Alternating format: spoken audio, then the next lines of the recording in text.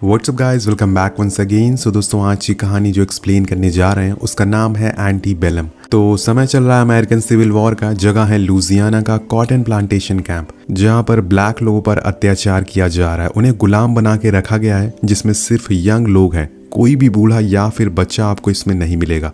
इन लोगों से दिन रात काम कराया जाता है, चाहे ये किसी भी हालत में क्यों ना हो। इनके बीच हम एली, उसकी वाइफ और एडन नाम की लड़कियों को भी देखते हैं।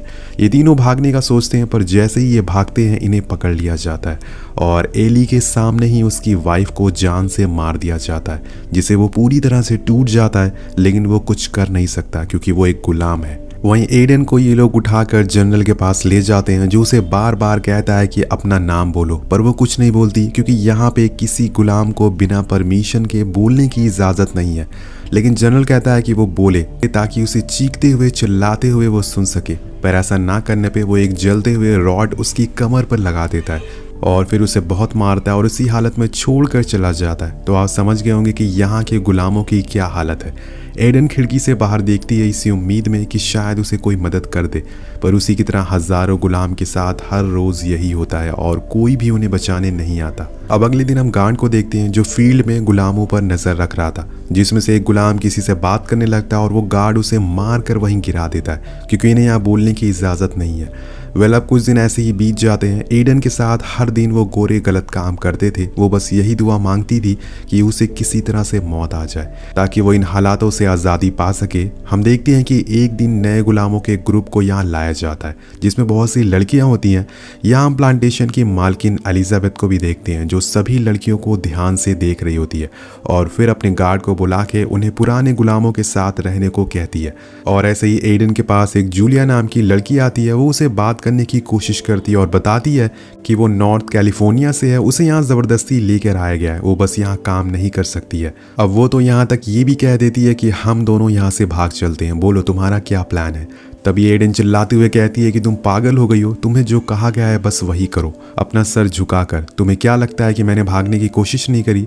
जिसके बाद वो अपने जख्म दिखाती है। लेकिन जूलिया को यकीन ही नहीं हो रहा था क्योंकि अब तक वो आज़ाद थी और अचानक से उसकी ज़िंदगी में पूरी तरह से बदलाव आ गए थे। अब यहाँ जूलिया उसे समझाती है, उसे बताती है कि वो प्रेग्नेंट है। तो एडन उसे खुद के सामने बैठाकर उसे समझाती है कि तुम्हें चुप रहना होगा, नहीं तो ये वाइट लोग तुम्हारे और तुम्हारे बच्चे दोनों को मार डालेंगे। लेकिन जूलिया को अभी सच्चाई का पता नहीं था कि उसके साथ क्या हो सकता था, इसलिए वो गुस्से में वहां से चली जाती है। उसी रात कुछ बड़े लोगों की पार्टी थी, जिसमें डैलियन नाम के सोल्जर के पास जूलिया को बुलाया जाता है। तो डैनियल उसे कहता है कि तुम बहुत ही प्रीटी हो, लेकिन थोड़ी देर बाद वो उसे बुरी तरह से मारता है क्योंकि उसने बिना परमिशन के उसके सामने बोल दिया था। वो आदमी उसे इतना मारता है कि उसके बच्चे तक की मौत हो जाती है। अब जूलिया वहीं रोती रहती है, पर कोई उसकी मदद करने नहीं आता क्योंकि उसने तो रूल तोड़ा था। अब अगले दिन वो उसी हालत में काम करने जाती है क्योंकि उसके पास कोई ऑप्शन नहीं था। अब काम करते हुए उसे दर्द होना चालू हो जाता है और वो चीखती है और वहीं गिर जाती है। इसके बाद हम उसी गार्ड को देखते हैं। वो आकर एली के कानों में कहता है कि ओ, तो तुम अपनी वाइफ को मिस कर रहे हो, जाओ जाकर वो रूम साफ करो।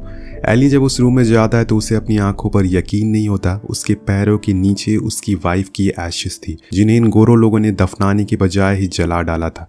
उसकी राख में उसकी वाइफ की लॉकेट मिलती है, जिसे वो पहन लेता है और उस राख को देखकर वो अंदर से टूट जाता है और बस वहीं बैठकर रोने लगता है। उसका बस इतना कसूर था कि वो ब्लैक था। अगर इसका भी रंग गोरा होता तो आज इसका प्यार इसके पास होता। वहीं दूसरी ओर हम एडन को देखते हैं, जो कि जनरल के रूम में थी। वहाँ उसके साथ वही होता है जिसकी अब उसे आदत हो चुकी है। जिसके बाद वो सो जाती है, लेकिन जब उसकी आंख खुलती है तो उसके आसपास का माहौल ही बदला हुआ था। यहाँ पे हम एडन को देखते हैं, पर एक नई आइडेंटिटी के साथ, वेरोनिका के नाम से। अब उसके साथ साथ उसका हस्बैंड कैनेडी और उसकी बेटी एली भी मौजूद थी। वो एक बहुत बड़ी सोशियोलॉजिस्ट थी। पर आप लोग सोच रहे होंगे कि पहले तो ये किसी और ज़माने में थी, पर अचानक से 21वीं सेंचुरी में कैसे आ गई।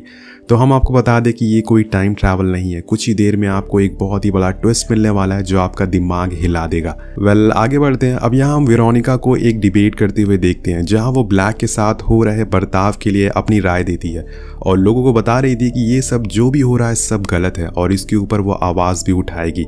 इसके बाद उसकी एलिजाबेथ नाम की लड़की से एक वीडियो कॉल होती है, जो उसकी लिपस्टिक का मजाक उड़ाते हुए कहती है कि कि तुम्हारी लिप्स तुम्हारी स्किन टोन से मैच नहीं हो रही है, जिससे नाराज होकर वेरोनिका कॉल को काट देती है। पर तब तक वहाँ उसकी बेटी आ जाती है जिसने एक ड्राइंग बनाई थी, जिसे देखकर वो बहुत ही खुश होती है।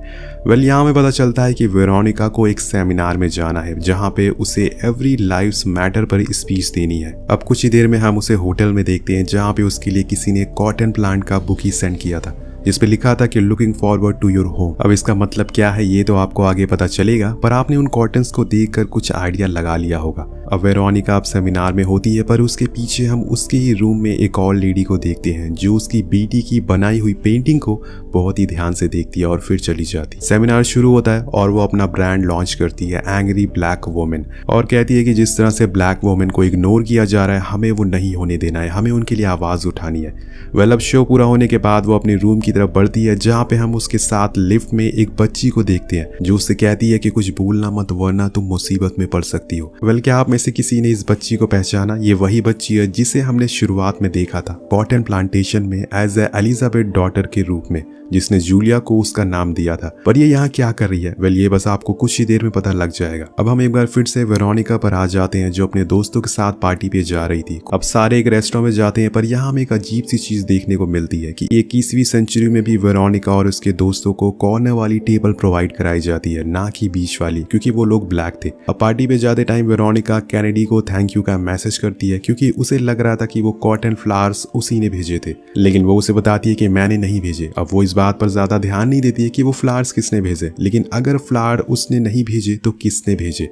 वेल पार्टी ओवर होने के बाद वेरोनिका और उसके दोस्त अलग कैब बुक करते हैं क्योंकि उनका घर अलग था, पर यहाँ शायद कुछ ऐसा होता है जो थोड़ा सा अजीब था। वेरोनिका कैब में बैठ जाती है, पर थोड़ी ही देर बाद उसके पास कैब ड्राइवर का कॉल आता है जिसे उसने बुक करा था। तो फिर ये कार किसकी है अगर उसका कॉल आ रहा है इसके पास? अब वो उस फोन को उठाती है लेकिन उसे कुछ सुनाई नहीं दे रहा था क्योंकि म्यूजिक बहुत ही लाउड होता है। वो ड्राइवर को साउंड कम करने को कहती है पर वो कम नहीं करता, और तभी हमें पता चलता है कि कैब में कोई और नहीं बैठा बल्कि एलिजाबेथ बैठी है जो उसी कॉटन प्लांटेशन की मालिक है। अब वेरोनिका इसके आगे कुछ समझ पाती कि पीछे से एक आदमी वेरोनिका को बेहोश कर देता है, और इसी बीच उसके दोस्तों की कार उसके साइड से होकर गुजर जाती है, पर उन्हें इस बारे में जरा भी अंदाजा नहीं होता कि वेरोनिका के साथ क्या हो रहा है। अब सीन शिफ्ट होकर पहुंचता है लुजियाना में। जब एडन की आंख खुलती है तो उसे फोन रिंग की आवाज आती है। वो बाहर जाती है तो वहां उसे जनरल किसी से फोन पर बात करते हुए सुनाई देता है कि सब अरेंजमेंट हो चुकी है, तुम बस आ जाओ।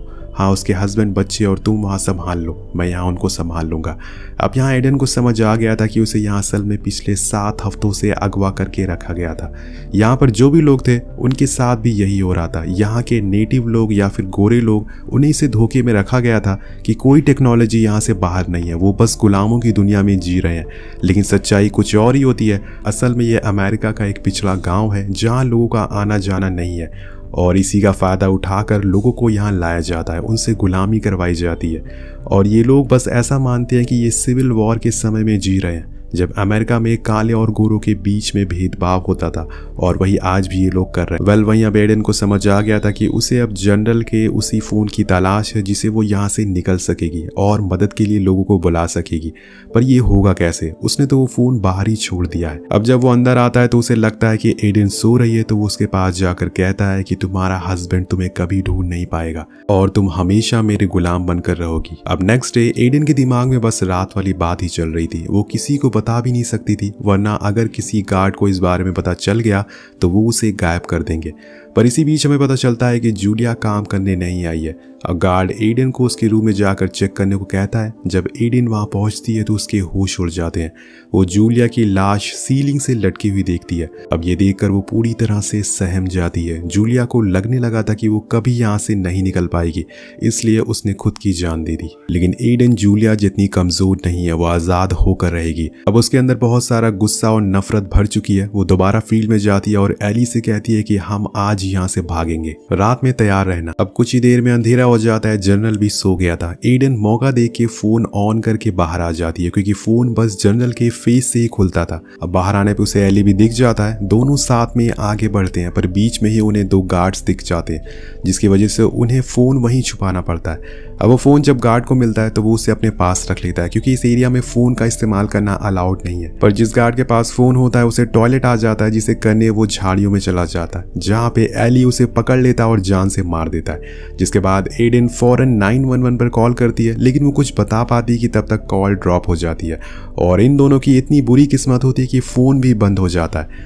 सो एडन एली को बताती है कि ये फ़ोन जनरल के फेस से ही खुलेगा, इसलिए हमें वापस अंदर जाना होगा। अब एली उसका साथ देता है तो वो अंदर जाती है, पर तब तक जनरल उठ चुका था। वो एडन को देख लेता है और बहुत मारता है, पर इसी बीच एली भी वहां आ जाता है और एडन को बचाने के चक्कर में उसकी और जनरल की लड़ाई होने लगती है और इस लड़ाई में बेचारा एली मारा जाता है। लेकिन एडन भागकर बाहर आ गई थी और उसके पीछे पीछे जनरल भी होता है। वो छुपके से उस पर हमला कर देती है, जिससे वो वहीं गिर जाता है, पर मरने से पहले वो उसका फ़ोन अनलॉक कर लेती है। अब यहाँ वो इस बारी पुलिस को नहीं बल्कि सीधा अपने हस्बैंड कैनेडी को कॉल लगाती है।